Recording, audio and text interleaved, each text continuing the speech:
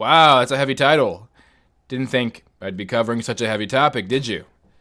Didn't think little old Saji Sharma had that in his bag, did ya? Huh? Well, me neither, to be fair. In fact, I made a community post saying that my next video would be less time-consuming because I've been covering a lot of heavy topics recently, and I guess I just lied to you all. Obviously, not intentionally. My brain just hyper-focuses on whatever it fucking wants to. And I have to submit. In this video, it's been focusing on the rise of fascist rhetoric. So my mental health has been great. It was either this or a video on these Indian twins making the most racist content I have ever seen. If you heard I said Indians don't have skibbity rays, watch this! Hey, shorty! I got to slide into your DMs. I'll give you 2 skibbity options. Either you can hit the talk shake, while me and Duke Dennis edge into your grimace shake, or we can gritty to Kaisanet song. And I goon on you all night long! I can't sit through 20 minutes of this. I may as well be watching a puppy die, because that's what this feels like. Like if after I watch the puppy die, I'm not able to eat for days, and then I finally build up, an appetite to eat again, so I grab a banana, peeling it, take a bite out of the banana. Turns out it's a glass banana, so now I'm just chewing glass.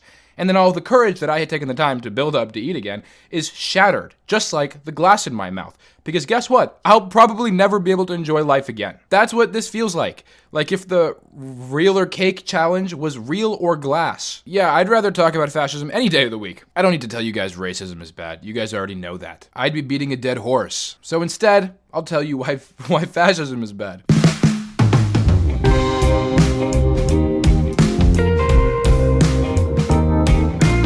Yes, Elon Musk is indeed the topic of today's video, and I'll be honest, I didn't think we'd be back so soon. It's almost like he's my arch nemesis, my polar opposite. Saji Sharma staunchly opposes algorithms and AI and capitalism. Elon Musk loves computers and money and white supremacy. And also, I'm broken, he's up, so yeah. I did make a video about him last year, just kind of regarding the strangely alt-right posts he was interacting with, and things have gone predictably. Ever since he's started to use Twitter more after taking the wheel, he's been falling further and further down the alt-right pipeline, and we kind of get to watch it happen in real time. By retweeting and quote tweeting some of his favorite propagandists, he loves to overshare. Maybe he's a Sagittarius too. I don't care enough to look it up. But Elon falling down the right-wing pipeline is obviously different than like some 15-year-old with self-esteem issues falling down the right-wing pipeline. Because Elon is a billionaire with like some of the most influence in the entire world. Retweeting things like great replacement theory rhetoric, transphobia and homophobia, white supremacy talking points, and sometimes just like straight up slander. Jeff Bezos' ex-wife giving most of $640 million donations to extreme left groups, boosting migrant criminals, trans athletes. What? This is so vague. What are the extreme left groups, and how are they boosting specifically migrant criminals and trans athletes? Now, this is an issue because the majority of information Elon is pushing is highly biased, or often just vague and uninformed, like this example. And we see this sort of overdramatic and unintelligible blabber become transparent for what it really is in this recent interview with ex-CNN host Don Lemon, which we will circle back to. Now, you might be wondering, Saji, where does fascism come in? I hope you weren't clickbaiting us. I'd never. Well, you see, whether Elon knows it or not, he's becoming a puppet for the US alt-right, streamlining their fascist rhetoric. And as someone whose job it is to be chronically online and has taken first-hand note of how influential a social media post can be, I've seen some dangers and I predict some dangers. But first we need to talk about fascism because people love to throw it around. And it's sort of just become another political buzzword with no real meaning. But before we get into that, here is a quick word from our sponsor, Morgan & Morgan. Mistakes happen, accidents happen, nobody's perfect no matter how hard you try to impress your parents. Trust me, I know. But when bad accidents happen and you get hurt, your injury could be worth millions. Morgan & Morgan will fight to get you the money that you deserve. It only takes a few minutes to see if you have a case, and Morgan & Morgan does not settle for lowball offers. Just in the past couple of months, Morgan & Morgan has seen verdicts of $12 million in Florida, $26 million in Philadelphia, and $6.8 in New York. If you are in an accident or are injured in any way, you should know how to protect your rights. Don't overthink it, take action to protect your rights, and Morgan & Morgan will fight to get you the compensation that you deserve. The fee is absolutely free unless you win. Did you know that you can start a claim in America's largest injury firm in just a click? It's that easy. You can start your claim now with Morgan & Morgan at www.forthepeople.com/Saji or click the link in the description. That is www.forthepeople.com/Saji. And thank you Morgan & Morgan for sponsoring this video. Now, the reason I got this idea was because of another YouTube video called The Function of Fascism by Kane Skittles. A very insightful and underrated video and channel, which I will be using as a source throughout this portion of the video. Though I do recommend checking out the entire thing, as I will just be summarizing it. Now, I had never heard of this channel before. This video from 5 years ago just kind of popped up on my homepage one day. And I'm gonna take it as fate because it really helped me contextualize a lot of current events, hence Elon Musk. It also helped me realize that I didn't really know or understand what fascism is. It also helped me confirm that our education system sucks, or that it is heavily biased and wants you to believe certain things so the economy can be upheld. I'm gonna go with the latter. You see, in school, I was taught that fascism is an extreme, which is true, but they phrased it like fascism is a separate system to capitalism, like it's a completely different animal. You know, like how communism is its own ideology and has its own economy. Fascism was always portrayed as communism's polar opposite, but immoral equal, both very distinct from capitalism itself. However, this definition is skewed because fascism is not a separate system. It doesn't have a separate economy.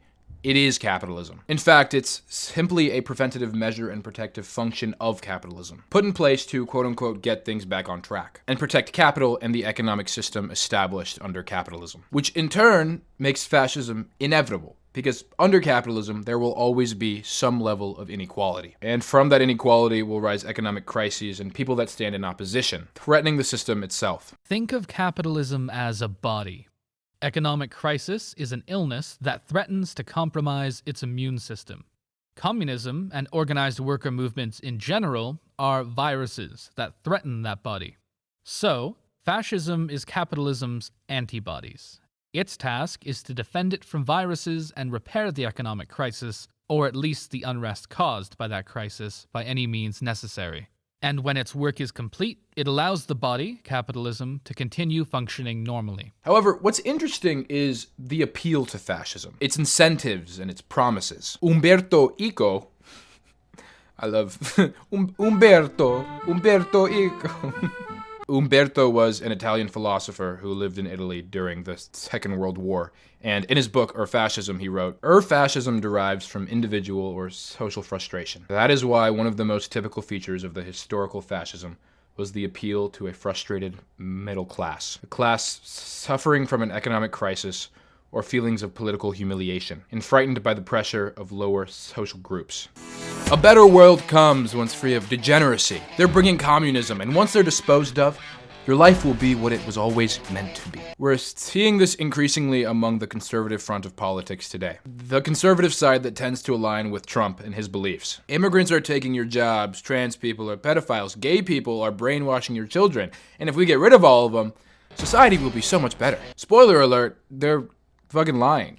This is the cyclical function of fascism. The empty promises of collectivism and cooperation act as a facade in order to carry out atrocities and uphold capital at the tippy top. You want to see a crazy parallel real quick? In 3 Arrows' video, How Societies Turn Cruel, they read a paragraph from a newspaper written in Germany in the 1920s. The increasing immigration of this new group of people is gradually becoming a serious problem. Although one may be far from wanting to deny these unfortunate ones the right to asylum, it must not be forgotten that a large proportion of these arrivals are made up of people whose immigration and settlement in our country meets justified concerns. Pity for them must not blind us to the fact that they are largely unfit for integration into our society. Yeah, sounds pretty familiar, huh? The people in power actually have no intention of giving you a better life. They're just using all of this as a distraction. In fact, any fascist movement that has been successful in massacring leftists, labor unions, or any demographics that threaten to harm the body or taint the image simply return back to normal, whether that is the constitutional monarchy put back in place in the post-fascist Franco era of Spain, or the liberal democracy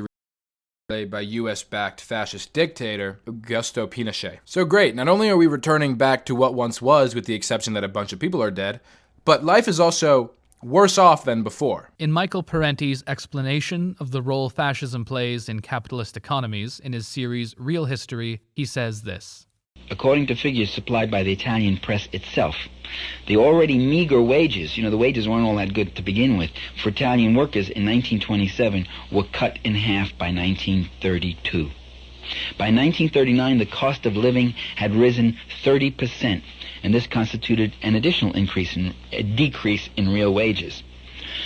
Taxes on wages were introduced. Regulations were instated against minimum wages. The minimum wage law was abolished, in other words. There was no more increased pay for overtime. In some regions, sanitary and safety regulations were dropped. Occupational safety regulations were eliminated in factories. In many areas, child labor was reintroduced. In other words, all the old abuses and old evils that the Italians thought were dead, that belonged to a generation ago, had returned under fascism. In Germany, the same story. So where exactly does Elon Musk come into this? Well, fascism often relies on the symbiotic relationship between fascist leaders and wealthy elites. Deals are made so these elites can make more money and so that the people in power have protected economic and social status. In Italy and Germany, the fascist regimes guaranteed a return on investment for these private interests who supported them. And the wealthy business owners in question were eager to take them up on the offer. Examples being people like Ferdinand Porsche, Henry Ford, Hugo Boss. And, well, Elon is different in that he's a self-claimed free thinker. He smokes weed. And he runs an entire social media platform. Now, ever since that Joe Rogan interview, Elon has been somewhat perceived as the cool and hip billionaire. He's the real-life Tony Stark. Now, to be fair, his public perception has somewhat changed since taking over Twitter. Elon seems to have an embarrassment kink, as he loves to make a fool out of himself. Yet my point still stands.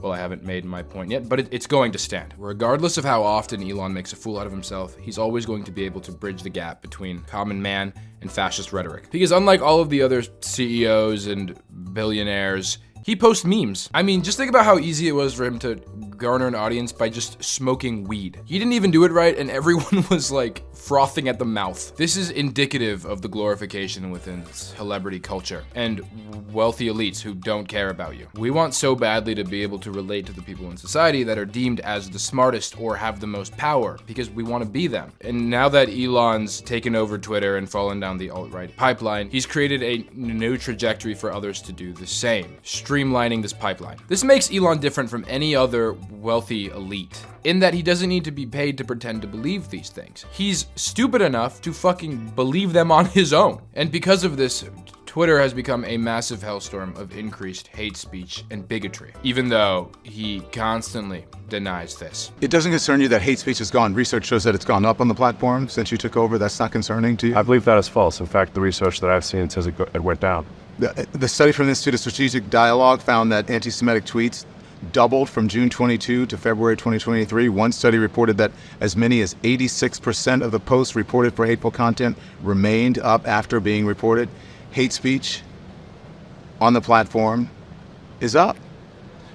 So what they will typically do is they will count the number of posts, but not count the number of views. So what matters is, was that post given high visibility, or what did like one person see it? And if you look at the number of views of how many times was hate content viewed on our platform, it is down substantially. Oh, right, because you got to look at the views, because even though there's more hate speech, there's less people viewing it. Okay, yeah, then why don't we take a look at an account that is brought up in this interview that shares racist memes?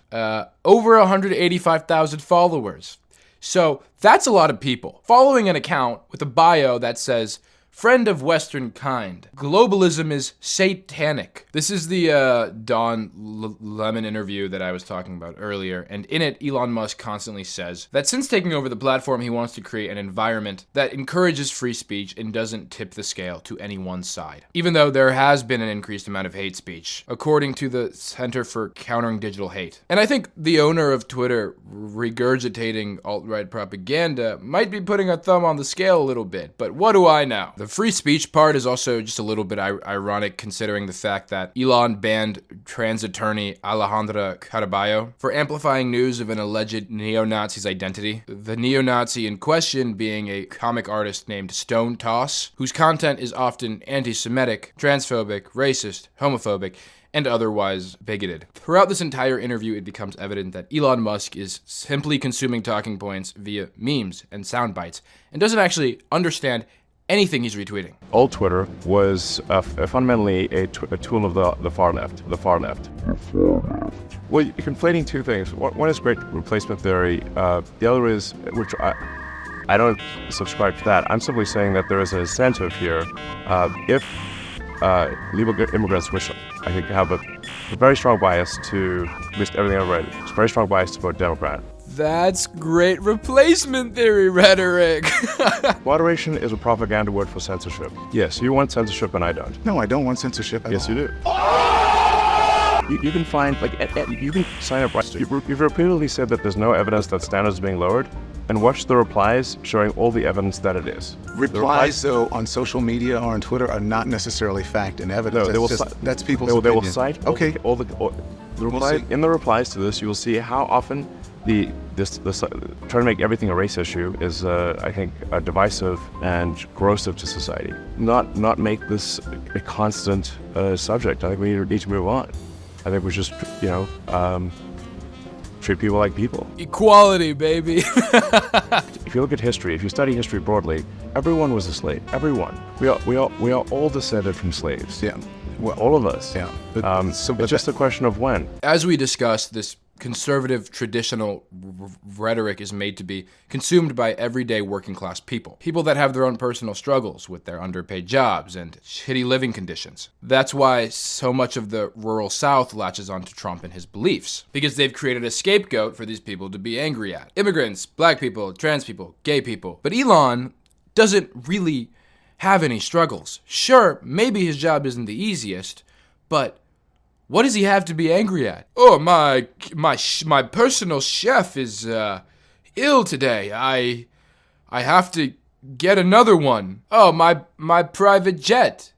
It isn't working. Oh, those damn immigrants. Well, this really puts into perspective the allure of the right-wing pipeline. Society's smartest man and most idealized free thinker is just another sheep or cog in the machine. Even a man with infinite resources and wealth can fall for uninformed rage bait. Most of the people in power that are streamlining this propaganda know that it's untrue. They know that the real bad guys, the bad guys that are committing wage theft, raising rent, indoctrinating children, taking jobs, are themselves. And they are just feeding people these false narratives to protect their capital and other elites. But Elon Musk isn't getting paid to quote tweet a post saying trans people are coming for your children. He's doing that himself. He's doing it because he genuinely believes it. And this is just as dangerous, if not more dangerous. Because in this age of social media, it's becoming easier to spot someone who's a grifter. And it might not be easy for everyone, but we're fed so much bullshit that when someone who genuinely believes these things comes along, it comes off as very sincere. And it's easy to latch onto. Elon Musk thinks he's figured it out. He thinks the woke left is the creation of every bad thing that's happening in society. This makes the already alluring conservative and nationalist rhetoric feel much more relatable. Because the cool, smart, tech billionaire believes it too. He's on our side. He gets me. So now we have the relatability of celebrity culture and the relatability of the alt-right pipeline working together. Elon's radicalization is making it easier for this misinformation to reach the people it's supposed to, and even the people it's not supposed to. Everyday people that use Twitter, people that only supported Elon because of Tesla, tech startup bros that don't usually give a shit about politics because their dad owns a hedge fund, are all now susceptible to this vile misinformation. And although Elon hasn't publicly stated that he's helping endorse Trump's campaign, it's clear that they both share similar political beliefs. All of this is important to note because fascism is not the evil and distant myth characterized by media and school curriculums. It's often a lot closer than people realize. And really anyone can foster these sets of ideals. It's all a part of the disguise that fascism uses. Due to this, it's important to stay agile and question specific media and sources you're given, because that disguise can take many shapes. There are, however, a few key traits of fascism or eternal fascism that tend to repeat. The big and obvious ones being traditionalism and nationalism, rejection of modern modernism, and appealing to a frustrated middle class. There is a whole list I do recommend checking out in Umberto Eco's book, or Fascism. I love saying his name like that. But just because these terrible atrocities were committed by terribly evil humans doesn't make them any less human. They were educated to have a certain set of morals. And if we paint fascism and fascists as these crazy extremes, we're teaching people that it couldn't happen again, or that it isn't already happening here or in other places like Palestine. Fascism is often used as a buzzword, but it is a danger that we can never be too careful in preventing. And a lot of the traits akin to fascism are presenting themselves more and more with the increase of social media and misinformation. We must keep alert so that the sense of these words will not be forgotten again. Fascism is still around us, sometimes in plain clothes. It would be so much easier for us if there appeared on the world scene somebody saying, I want to reopen Auschwitz. I want the black shirts to parade again in the Italian squares. Life is not that simple. Fascism can come back under the most innocent of disguises. Our duty is to uncover it and to point our finger at any of its new instances. Every day, in every part of the world. But anyway, that's going to wrap up the video. Another feel-good one from yours truly. I hope you enjoyed. If you did, make sure to subscribe if you're new. And if you feel like supporting the channel, check out the Patreon. And I'll see you guys next time. All right, bye.